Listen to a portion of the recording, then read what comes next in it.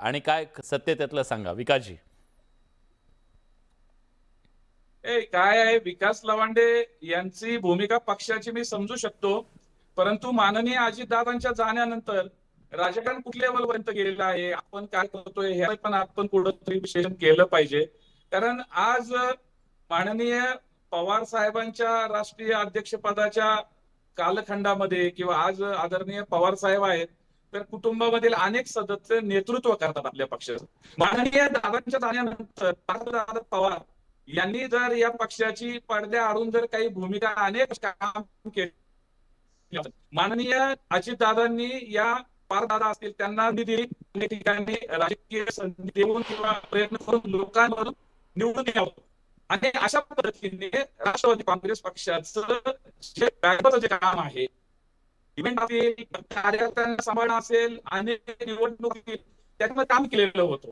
नाही ते बरोबर आहे, ते बरोबर आहे, पण ते एक कथित ऑडिओ क्लिप आहे. त्या ऑडिओ क्लिपमुळे सन्मान दुखावलाय नेतृत्वाचा, नव्या नेतृत्वाचा असं म्हटलं जातंय. त्यात तथ्य आहे का?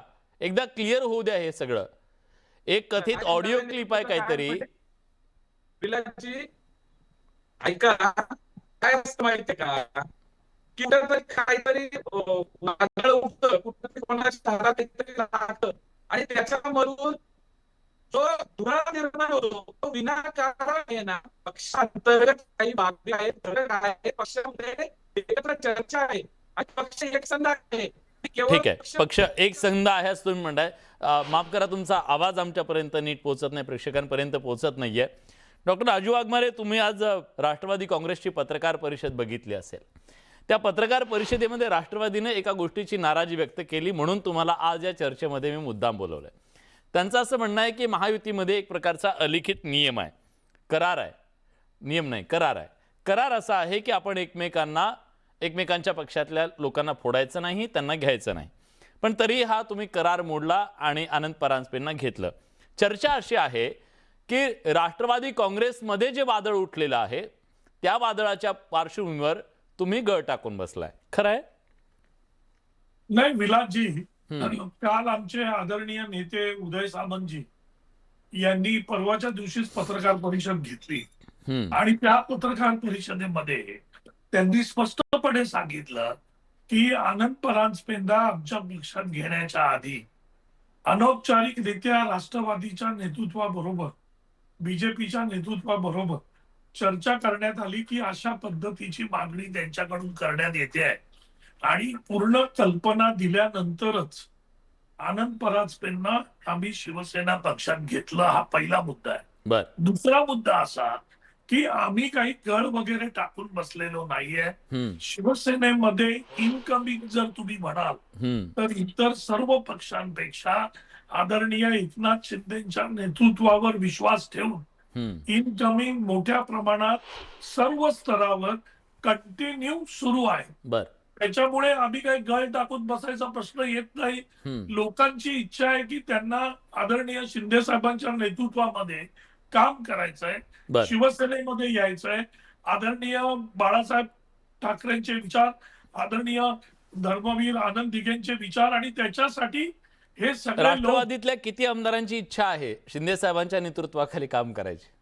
मला वाटतं की राष्ट्रवादीच्या असं बोलू शकत नाही, पण असे पुष्कळ आमदार आहेत आताच्या विधानसभेमध्ये की त्यांची इच्छा आहे आणि खासदार पण आहेत की त्यांची इच्छा आहे. उभाटाचे काही आमदार आहेत, खासदार आहेत, राष्ट्रवादीचे काही आहेत आणि त्यांची इच्छा आहे की आदरणीय एकनाथ शिंदेच्या नेतृत्वाखाली त्यांना यायचंय. पण आम्ही त्या दृष्टीने अजिबात प्रयत्न करत नाही आहोत.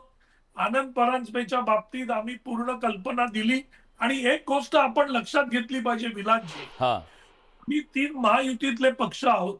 उद्या आनंद परांजपेंना आम्ही घेतलं नाही महायुतीमध्ये, असं एक पकडून चला, हायपोथेटिकली समजा की बाबा त्यांची इच्छा आहे, आम्ही त्यांना म्हणालो नाही, भाजप त्यांना म्हणालं नाही आणि त्यांना जर राष्ट्रवादीमध्ये राहायचंच नाहीये, त्यांचं काही वैयक्तिक त्यांची कारणं असतील.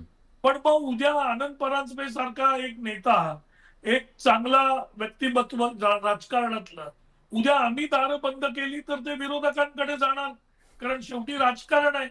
मग आम्ही काय करायचं?